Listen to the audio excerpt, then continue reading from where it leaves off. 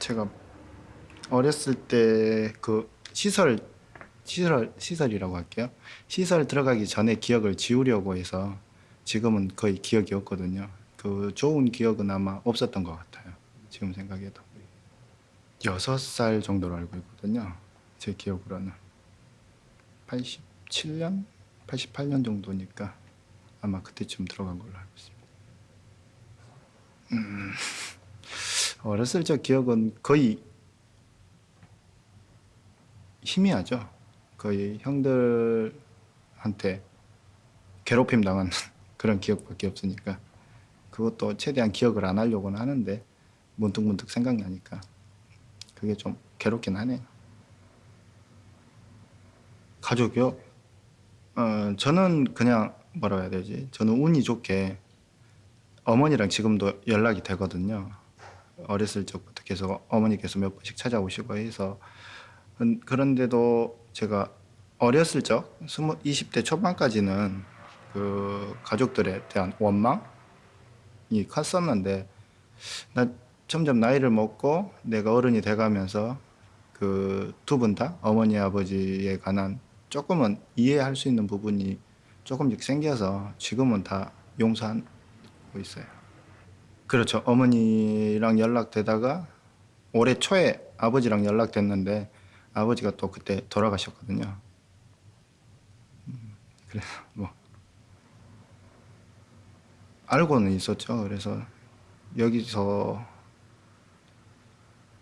어떻게 보면 그쪽이 입양 가는 게 어렸을 때는 더 좋다고는 생각은 했었죠. 잘은 모르겠지만 입양인들도 입양인 나름의 고충이 있으니까 아마 그때도 후회는 했을 것 같아요. 또 그땐 입양되면 또 어떻게 보면 두 번 버려지는 격이 돼버리니까 더 외롭고 힘들고 좀 뭐라고 해야 되지? 좋은 시선으로 한국은 안 볼 것 같아요. 한국에서 입양이 됐다고 하면 그나마 조금은 위안은 될 것 같습니다. 해외가 아니라 우리나라 안에서 우리 모국어를 쓸 수 있고 하니까 어떻게 보면 한국 쪽으로 입양이 됐었으면 더 좋았을 것 같아요. 한국 시설은 대체적으로 고등학교 졸업하면 나오는 걸로 지정이 되어 있거든요. 그래서 19살 때 나와야 되죠. 제가 보육원에서 나와서 거기 보육원 원장님께서 일본에 갈 기회를 주셨거든요. 그래서 일본에 가서 1년 있고 너무 힘들어서 다시 나왔다가 또 다시 한번 제가 부탁을 해서 대학교까지 졸업하고 싶다고 부탁을 해서 다시 들어가서 생활하다가 2009년도에 나왔거든요. 그때 당시에는 그렇게 힘든 줄은 몰랐어요. 사회생활이. 근데 한국 나와서 서울에서 무역회사를 다니다 보니까 좀 애로사항이 많더라고요. 그냥 우리 따름으로는 단체 생활을 많이 했었는데 근데 그 한국 정서상 군대를 안 갔다 오면 단체 생활을 못 한다. 위계 질서가 없다라는 그런 눈초리라고 해야 되나? 그런 시선으로 많이 바라봐서 조금은 견디기가 힘들었거든요. 대인 관계에서는 별다른 그건 없거든요. 그냥 남들, 보통 사람들처럼 사람 만나고 가끔 싸우기도 하고 술도 먹고 그렇게 나쁘진 않았습니다.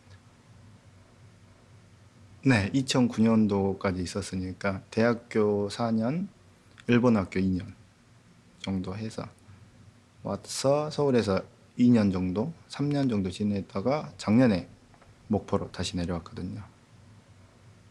사회생활보다는 그 결혼할 때가 애로사항이 많죠.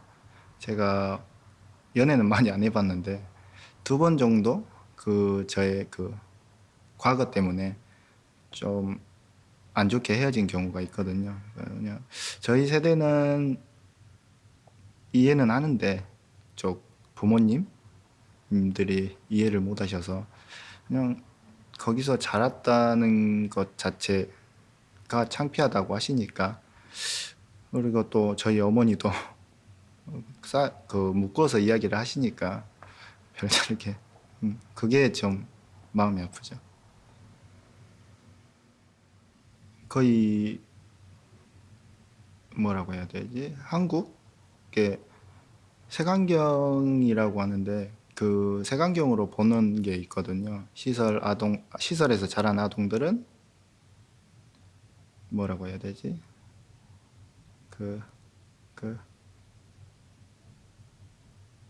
잘 정착을 못 한다고 해야 되나? 그냥 떠돌이처럼 왔다리 갔다리 걸고 마음을 제대로 못 잡고 한다는 게 딱 절반인 것 같아요. 시설에서 나와서 어렵게 살았으니까 더 확실히 생활을 하자라고 굳게 마음가짐으로 그냥 계속 열심히 일하는 애들도 있는데 그렇지 않고 나쁜 길로 빠져서 그냥 이것저것 하다 보니까 이제 잘하는 사람보다 문제점이 있는 애들을 더 부각시켜서 이야기하니까 그런 이야기가 좀 더 나오는 것 같습니다.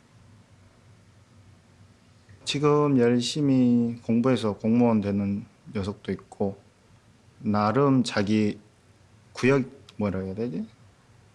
구역에서 열심히 하는 애들도 있으니까. 그리고 나쁜 쪽으로 빠졌던 친구들은 지금 연락이 다 끊긴 상태고요. 아무래도 일본 생활 대학교 졸업하는 거밖에 없죠. 어려움이야 많았죠. 언어 수업 시간에 교수님 하시는 말씀이 좀 어렵기도 했었는데 어떻게 그걸 앵앵거릴 수는 없으니까 그냥 열심히 남들 1시간 공부했고 2시간 하면 하다 보니까 어떻게든 성적은 좀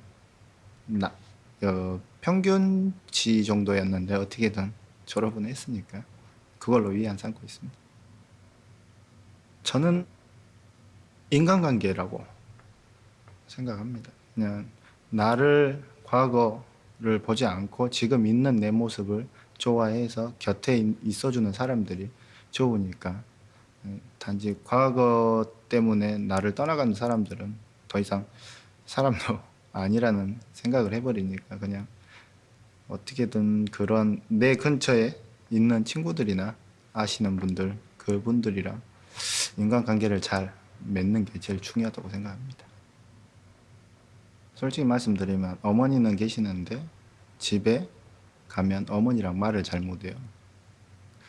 그게 왜 그런지는 잘 모르겠는데 일단 어머니 앞에 있으면 용서는 했지만 그래도 뭔가가 걸리는 듯한 느낌이 들기 때문에 어머니한테 쉽게 마음을 못 열고 어머니도 나한테 미안해서 그런지 쉽게 마음을 못 열거든요. 그러다 보니까 서로 말이 전혀 없어요. 통화도 잘 않고 그러니까 어떻게 보면 그 가족들 간의 서먹서먹함이 있는 것 같아요. 아니요, 어머니는 서울에 계시고요. 저만 목포에 있습니다. 누나들도 다 알아서 살아가고 있고. 일단은 가족 일보다는 친구들 일을 먼저 챙긴다는 게 있죠. 저희가 수가 많다 보니까 일단 뭐라고 해야 되지? 가족들보다는 같이 자란 친구들을 먼저 생각을 하고 명절 때도 거의 친구들이랑 같이 지내버리니까 그런 부분도 있는 것 같습니다. 힘든 시기는 시설에 있을 때죠. 그때 친구들이 아니었으면 어떻게 됐을지도 모르고 그냥 힘들 때마다 친구들끼리 모여서 와이와이 하면서 지냈으니까 어떻게든 참고 했는데 그때는 좀 많이 힘들었었죠. 일단 왜 나는 보통 사람들이랑 다르지? 왜 내가 여기서 살아야 되지? 내가 선택한 것도 아닌데 시설에서 잘한다는 게 좀 창피했고 하다 보니까 이제 좀 그때 생각하면 좀 많이 지금도 가끔 울 때도 있거든요.